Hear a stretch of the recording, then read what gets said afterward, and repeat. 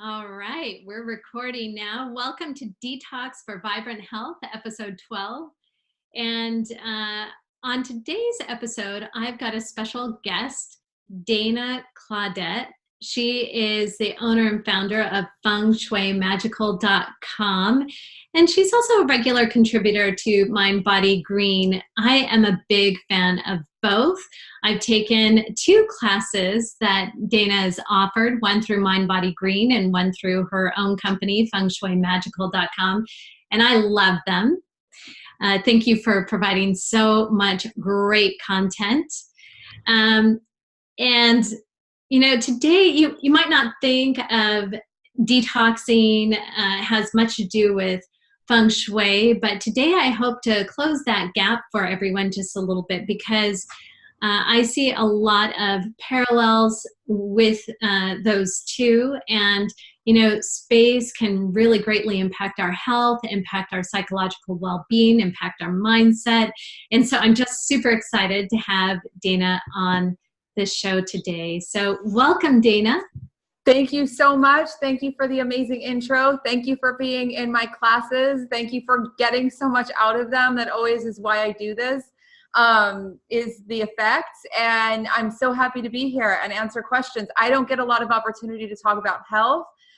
Because my lawyers will not allow me to talk about anything to do with healing in my realm because it's not in my terms and conditions. And also, you know, I really believe that our well-being is really our responsibility, but all of the practices of home are undeniably scientifically proven to support overall well-being, whether it's sleep or your detoxification of chemicals, mold, all of these things that are, even clutter, have real scientific basis to them. So it's definitely not just all magic, but there's a lot actually to substantiate the power of environment.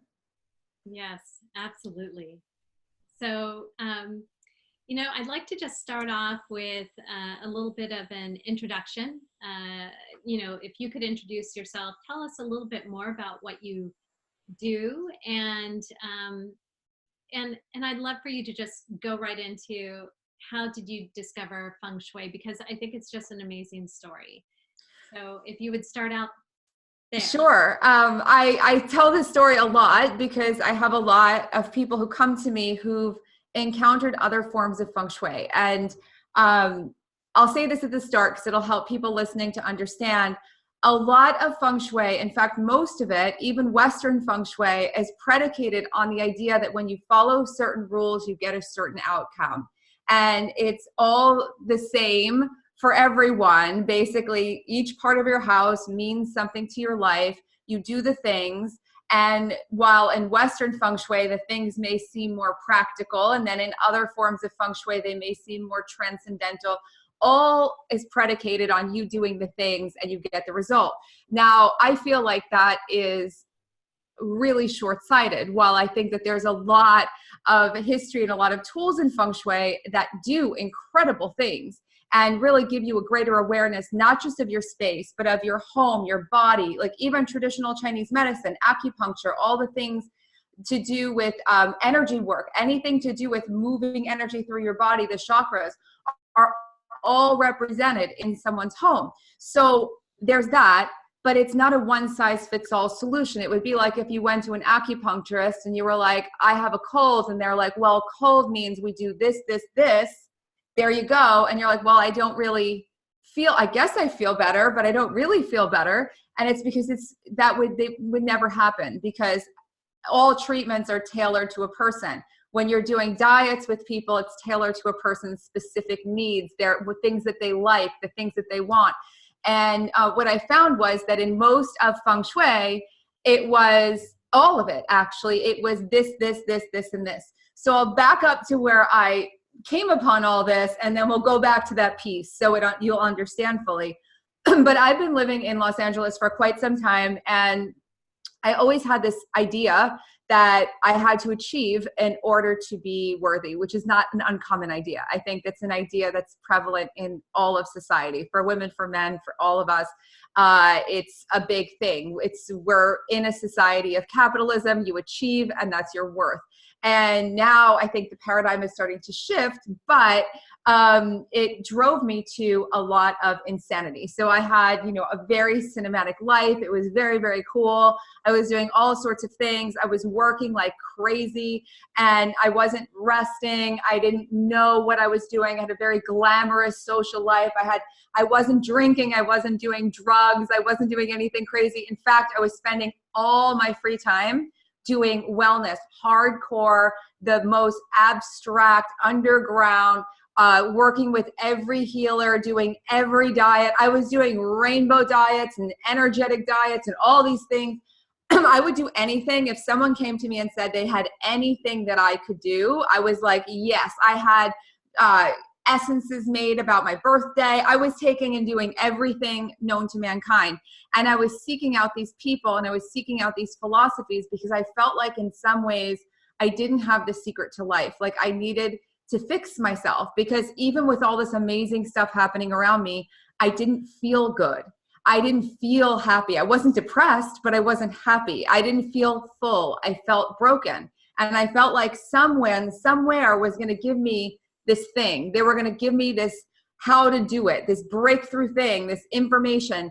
And I say this because I feel like a lot of people enter the wellness world in this way. And I always tell people at the beginning of my programs, you are not broken, because I don't want anyone to approach my work from a place of being broken, because it's actually by being whole and acknowledging that you're whole that you can participate in really changing your life.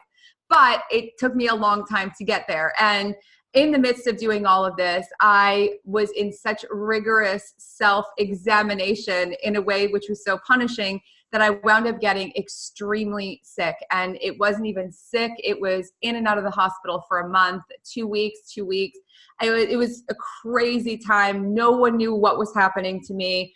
I was diagnosed with an autoimmune condition that I had never even heard of. I didn't know what was going on, and I was not going to live this way anymore. So I was basically like down to ground zero. I couldn't get out of bed. I couldn't leave my house. Luckily, I have family here who could help me and help me sort of put things together. But when I was in my house and I started to feel a little bit better, I looked around and I was like, I'm not living this way anymore. I have this great bungalow. There's no art on the walls. There's no furniture really. I hadn't even bought furniture. I was never home. I was never there. I had one pot and one pan. I didn't cook anymore. And I grew up cooking. Like this is all like so divorced from myself. My whole life was here in my head and all these things in my head that were going on that I had to fix. And mind you, I was not even the slightest bit. You wouldn't look at me and go, she's depressed. She's this. I wasn't. I was literally living on a track, like a treadmill. And I thought with every fiber of my being that once I achieved this magical thing, which never seemed to come, because no matter what I got, there was a next thing and a next thing and a next thing, that everything was going to make sense. So I was sick. I saw all this stuff in my house and I was like, well, I have time, so I might as well figure some things out. And so I read a book about Feng Shui someone gave me. I was like, And I looked online and I started to see there were some Western forms of Feng Shui. So I had nothing better to do. I signed up to become certified. I figured since I was working in art, I could always work with my clients and do these things. So I did this certification, which was literally like someone mailed me 3 binders full of information and like told me to read it and like take quizzes. And it was fine. Like, I'm not going to, it was fine. It gave me information that was useful. And it was really, I say, like a starting point. It was for me a starting point. And I didn't really have any desire to do this beyond for myself. And when I started playing around with things in my own home, I started noticing really big shifts. But it was not just what I was doing, but the way that I was doing it. And I was like, okay, this is interesting. Everything's changing. So within the span of 6 months to a year of really decluttering my home, my life, my everything else, it was almost instantly everything started to change. But it was a real revolution where I went from being like astronomically in debt to back to prosperity. Like, I mean, everything flipped around in such a wild way. And it was just really, I started getting very committed to the principles more than the rules. And so again, I had no desire to ever do this ever professionally. So I started practicing on people. And when I say practicing, it was more experimenting. I was like, oh, hey, to my friend or this or that. And then my friend got a deal for $500,000 and called me and thanked me. And he was like, it's all because of what you did. And I was like, it's not because of me. It's because of you.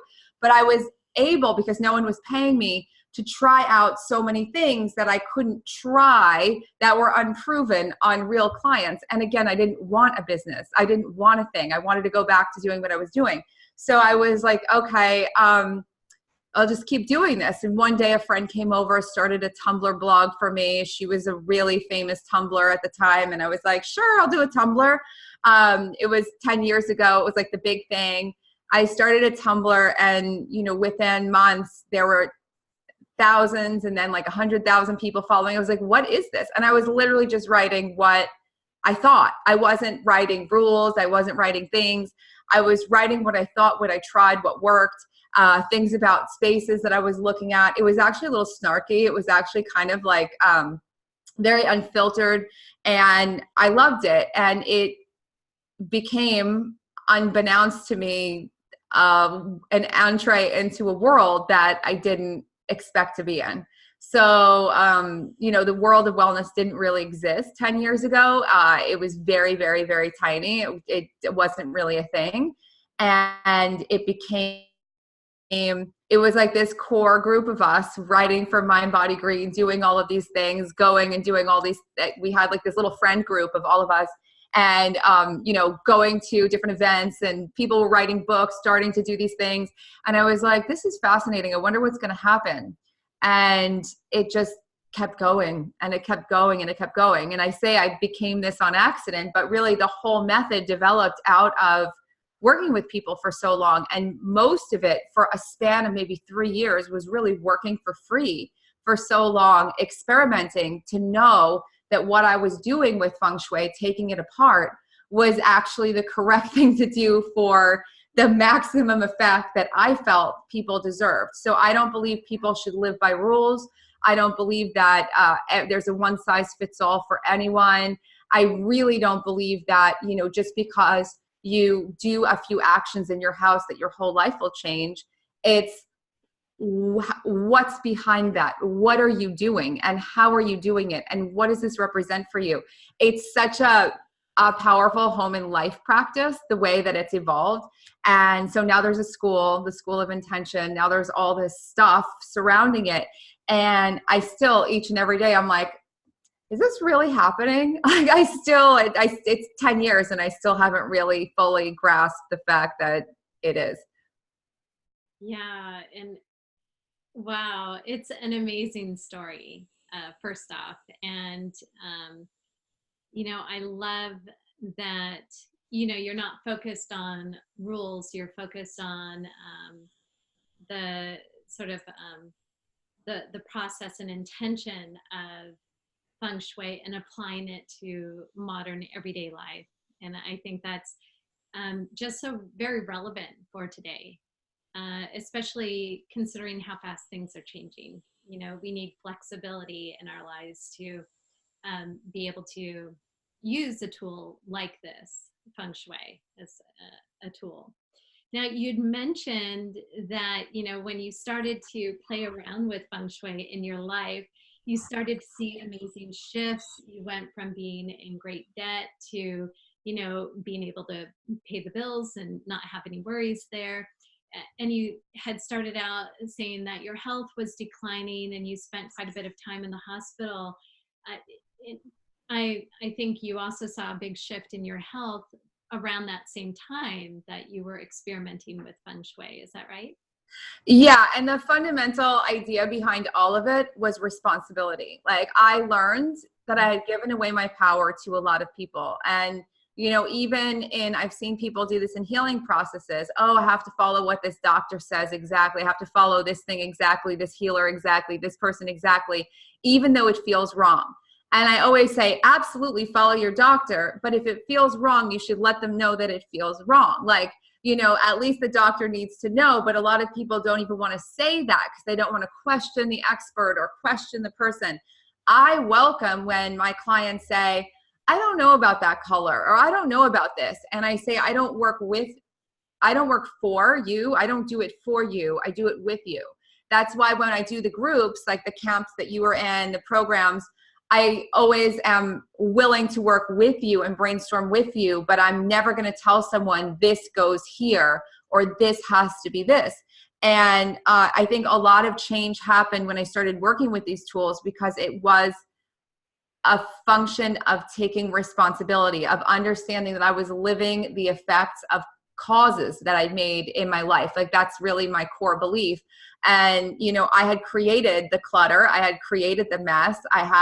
It didn't happen to me. And even things that did quote unquote happen to me, like the tragic loss of someone or something else that I didn't cause, I still was responsible for how I dealt with it, how I processed it, how I didn't, how I handled it. And I wasn't taking a lot of responsibility. I didn't really understand the depth of what that was on a more profound level, that I didn't have time to complain or to talk about the economy. I mean, it was so funny after all that, the worst economy in the world, and I made more money than I ever had in my life, like double the money I'd ever made in my life.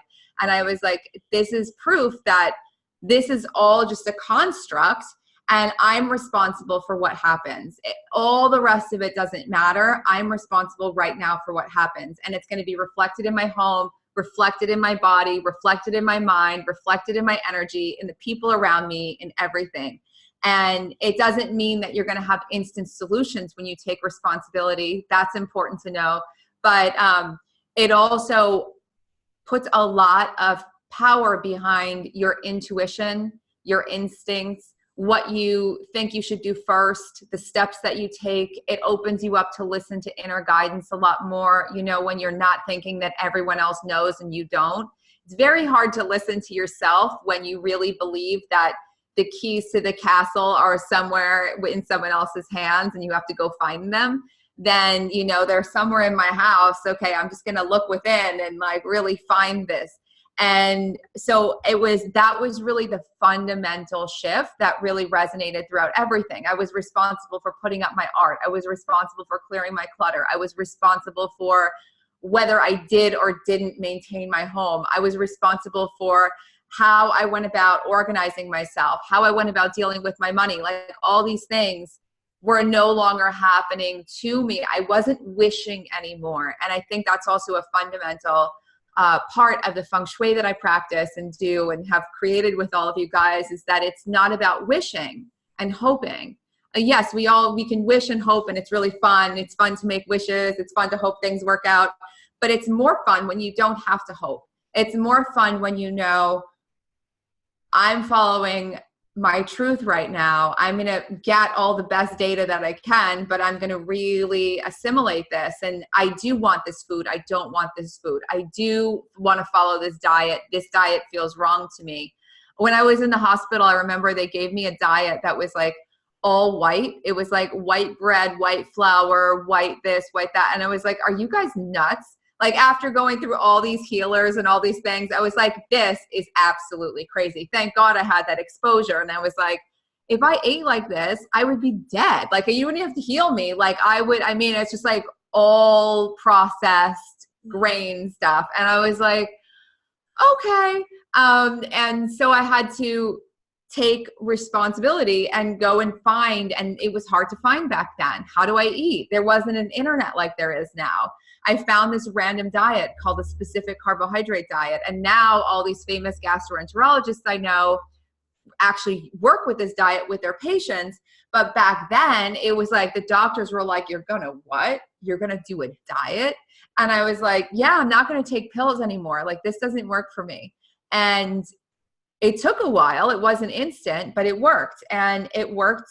I felt it and it worked. And that might be the thing for you, for whatever you're doing. But whatever it is, there has to be this seed of a feeling. I didn't force myself to do it. I was excited to do it. And I think that's like a fundamental shift. And even when you're changing things in your home, changing things and your wellness and your spiritual practices, whatever it is you're doing, you shouldn't have to force yourself to do it. And, you know, there are days where you probably don't want to cook or you don't want to do the thing, and that's normal. But if you're forcing yourself to do something wholesale, like every bit of it, and it's just like rolling a boulder up a hill, it's probably not the thing for you. Oh, so true. And, you know, gosh, the way that you're talking about how you work with people, there's so many parallels there between what you're doing and what, you know, a health coach like myself does. You know, working with people, not forcing them, you know, you don't dictate, you work as a team, try to raise awareness and the sense of responsibility. And oh my gosh, that is such a strong point, taking responsibility for your health, for your environment, for the decisions that you've made, for the mess that you've made, and then taking responsibility for taking care of that mess and taking care of your health. I love that. That just, wow, you know, you're speaking my language, and I love that you've taken all of this and applied it in your world of feng shui and interior design and design in general. And wow, it's very cool. Can you talk a little bit more about the way that our home impacts our health, for either good or for bad, maybe with some, you know, examples to help illustrate that, just so that people get a really clear idea of, you know, this can make you feel stuck. This can make you feel like you're in flow. This could make you feel like you're not motivated to cook anything. This could make you feel like, oh yeah, I could cook healthy food, that sort of thing. I think that not everyone makes those kind of connections, and you do such a great job of explaining those kind of connections. Thank you. Well, again, I'm not going to make any health claims, but I will say this. This has been ingrained in me for so many years now. I got a real talking to about this a long time ago, but one of the things, because I do see so many shifts in people and things that I can't really account for, and I never take credit for anyone's progress. If someone wants to attribute it to what they've done, I think that's fantastic. What I consider to be important is that when people work with me, they go on to have success, whether they believe it comes from the work or not. I want to know that if people pass through the stream of my work, that they come out a brighter, shinier, something comes greater out of it. And, you know, one of the things I see all the time, well, the most obvious one is clutter. And, you know, not to belabor the topic, but clutter's everywhere. And clutter is really fundamentally anything that doesn't belong. It doesn't even have to be junk or old stuff or papers or things. And it doesn't even have to be, you know, things that you don't necessarily like can be clutter. Things that are too many pieces of furniture in a room can be clutter. So really understanding how much space you need is a big one. And I think a lot of people get attached for a multitude of reasons to stuff that it makes a lot of sense. Like, oh, you know, this was given to me by my grandma, like keep it. But then there are a lot of things that people hold on to because they're stylish or trendy, or they just bought it or whatever it is. And I think that's fine. I always say equally distribute your stuff if you want to keep it all, so that it isn't overwhelming, because you want to be in each room and really be able to feel like you can rest, feel like you can be at home, even if it's an active area. You don't want to walk into your kitchen and be so assailed by stuff. If there's no room on a countertop, you're not going to want to cook. It's very simple. It's not, you know, and if you have to be really motivated to cook something, if you're going to go and clean off every countertop in order to have the space to cook, it's a really one-to-one equation. Now, you might not put together in your mind, I don't want to cook because my kitchen has stuff all over the countertops and it lives there. I have bowls that live there. I have containers that live there. I have other things that live there. You might not get that that's what's happening, but I guarantee you, if I were to come in and take all that stuff off your countertop and put it in another room, you would walk into your kitchen and want to cook something because you would have space to do it. And, you know, even if you had any inclination to cook, you would want to cook because you would be like, oh yeah, it's so much easier now. And you wouldn't notice until after. And that's a lot of what happens in every room. Desks, people don't like to sit at their desk and work because they have no space. Because they have stuff, even not clutter stuff. They might have notebooks that take up space, organizers that take up space, planners that take up space, supply things that take up space. And suddenly you have someone who has so many things to hold things, to manage things, to organize things on their desk, which is a good thing, but it leaves you no room to be able to do stuff. And so I just to get rid of it all, like put it all away.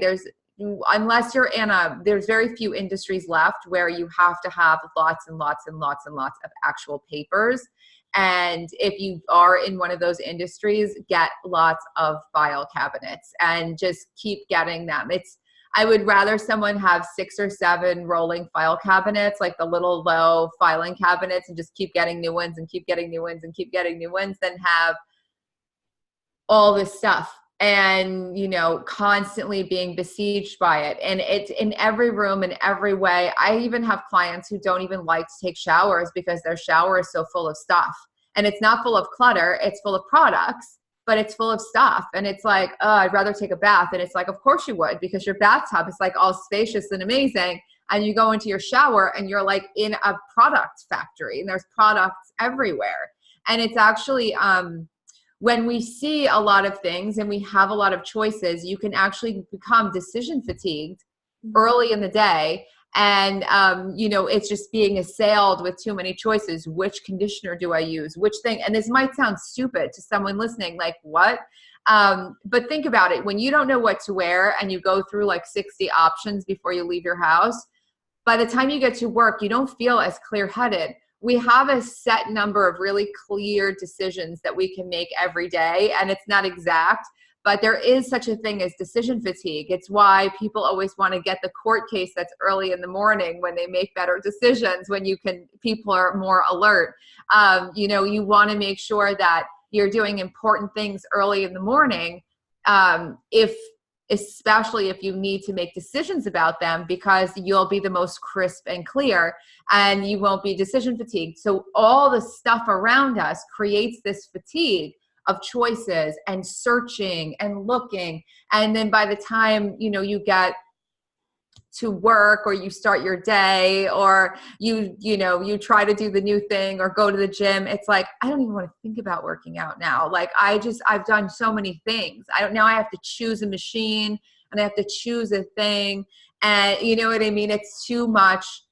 It's kind of why I started to really thrive on having routines, and I'll upgrade my routines, but having routines can be a good way in general for your whole life to take away some of that decision fatigue, where even if you decide like, okay, I really like these 5 salads, I'm going to have these every day, you know, for a week.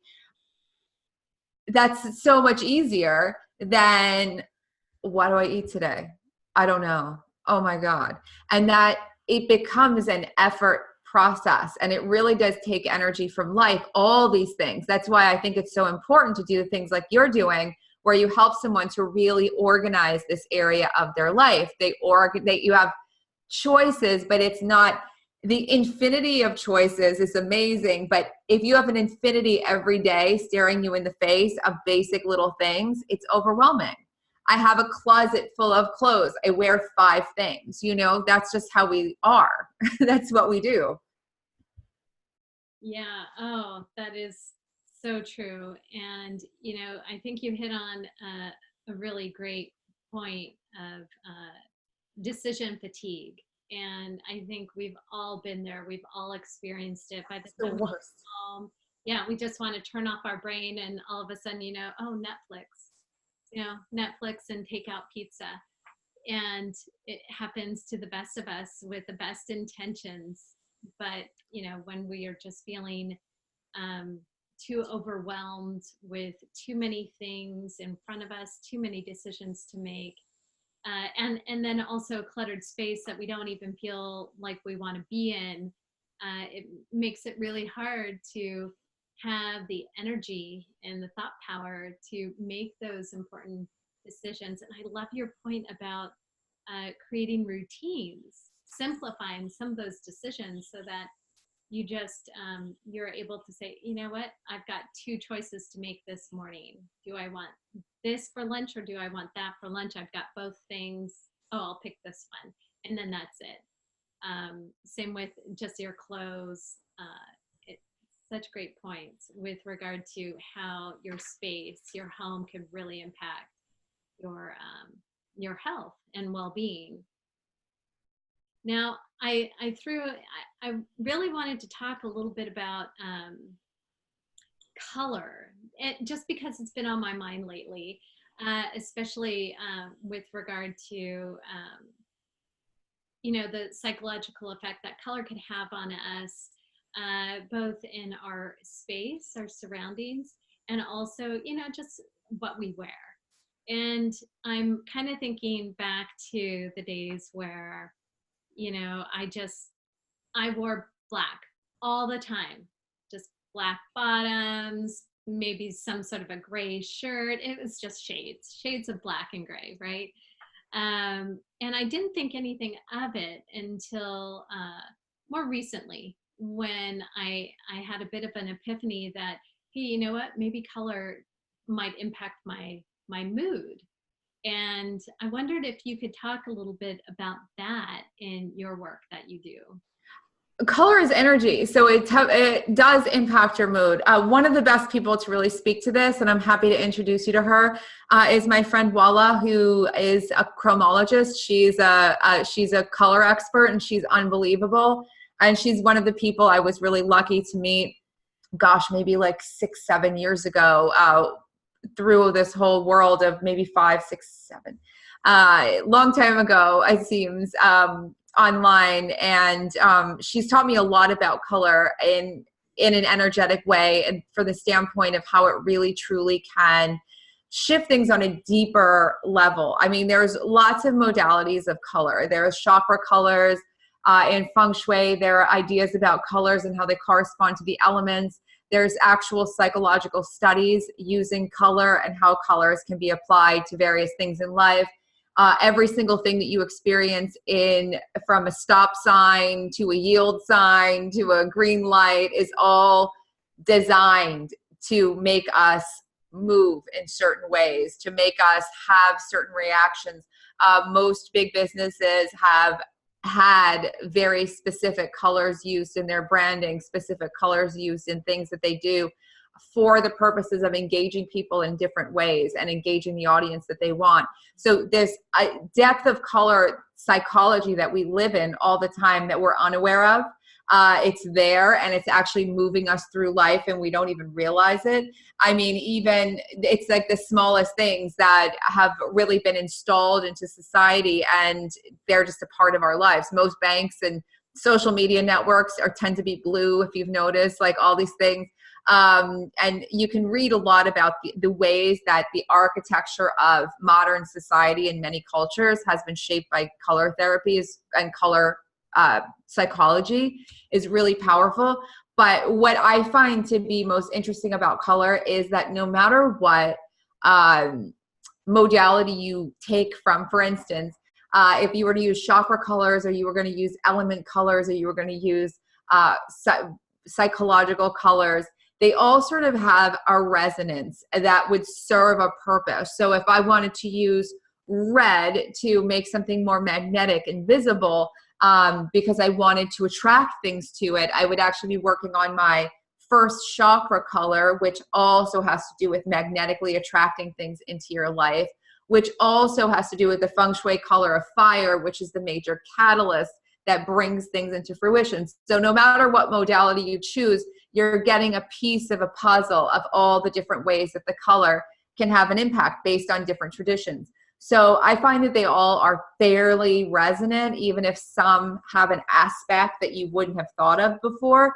I like to really work with, and this is something that I really got a good handle on early on was my favorite colors were my favorite colors, but I like a rainbow of color in everything that I do. I like to eat that way. I like to, and if I don't eat that way in one sitting, like my crazy diet I used to be on, I like to eat that way throughout the day, like knowing that I've had lots of colors. I like to have my home have lots of colors that are even unexpected, but have a feeling to them.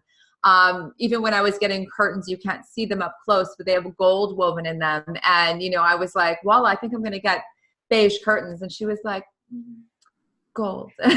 So, it was all very interesting because I started to see, I know my color preferences, but I started to see how they were impacting my life and where I could shift more. I mean, lately I've been really piling on lots of colors that are unexpected. So for people, if you're listening to this right now, you might want to look through your home and see if you have all beiges. If you're all earth tone, that's pretty common. The common thing is to have all earth tones or grays, or like you said, shades of gray and black, shades of brown are common in houses. And then where do you go from there? And start with where you want to add energy. Where do you feel like the energy's low?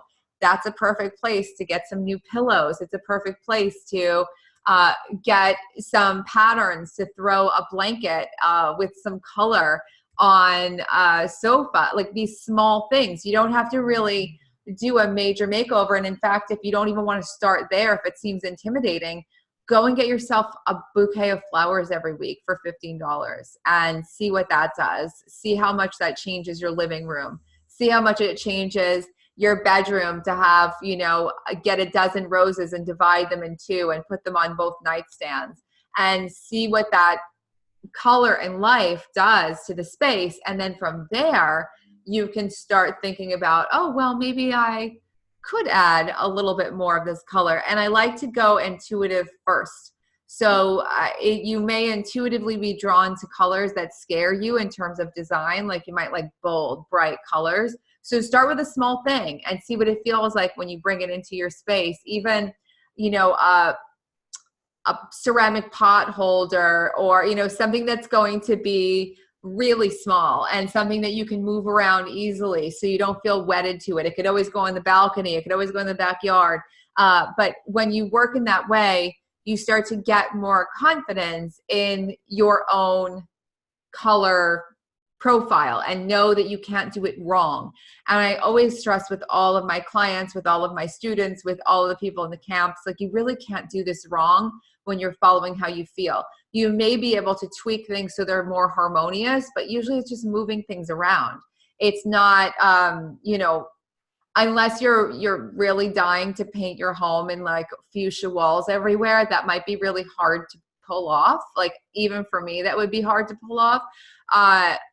But I've seen people do it, and so I am open to whatever's really drawing someone in. And color has such importance because we think about, oh, how can I bring energy in my life? Well, I'm going to have to drink something or have some tonic or have a smoothie or go take these vitamins or go do these things.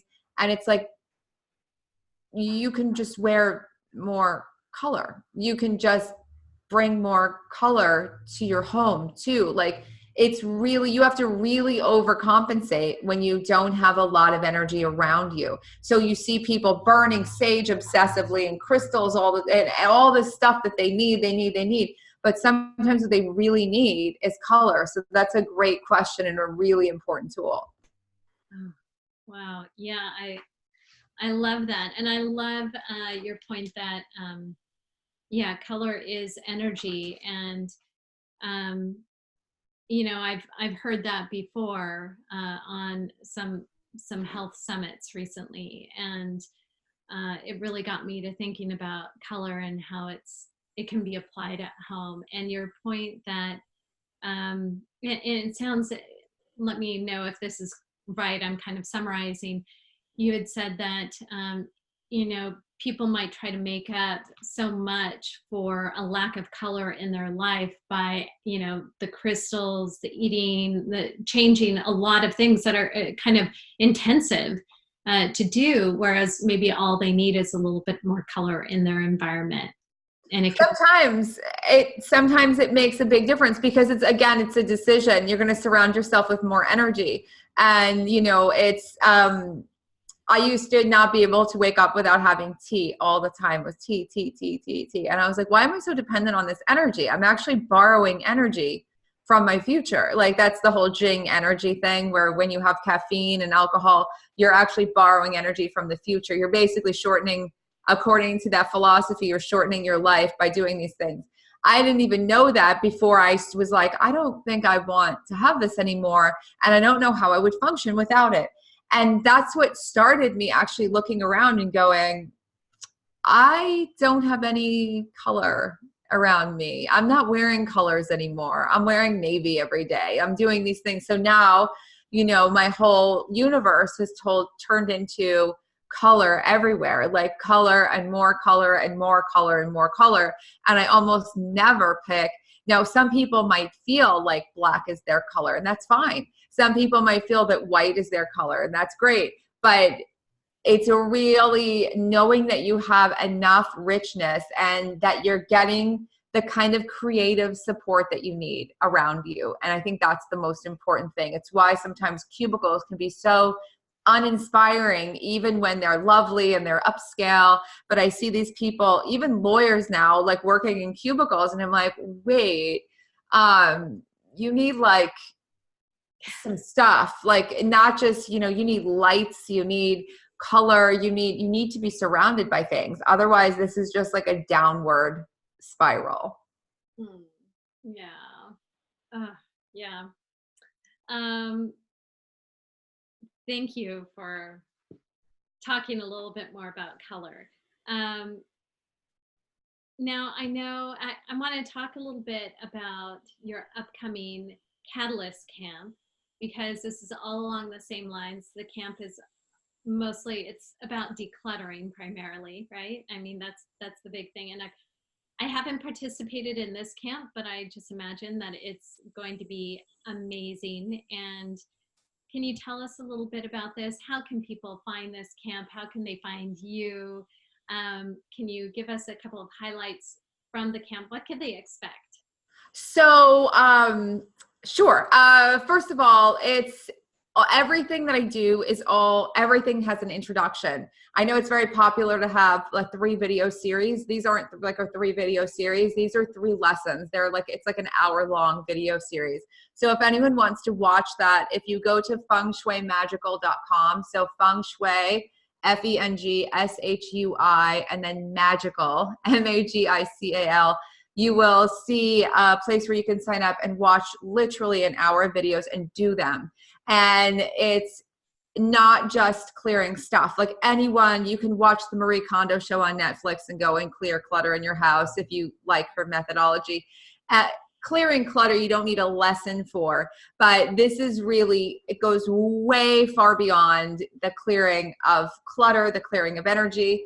I'm really interested in doing the kind of stuff that I did to really jumpstart and get my life back, but really revamp my life when all of that craziness happened, which is not just to clear your clutter, but to really excavate your life and clear your life of the stuff that's been making you, feel like someone else outside of you has the answers.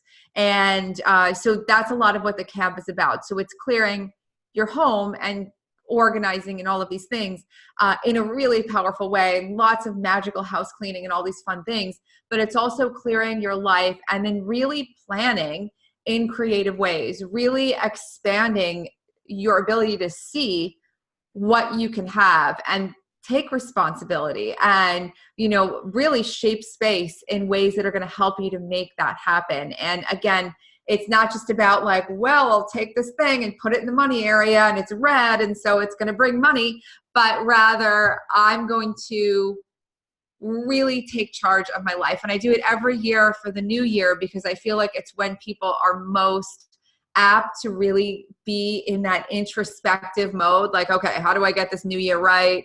How do I make this new year the best thing ever? And your space just plays a really big part in any part of the year, any time of the year, whether it's starting a new decade or starting a new job or becoming healthier for yourself or doing a fitness program, anything really. If anything feels hard to do, there's some clutter in the way. So you're free to sign up for the free videos.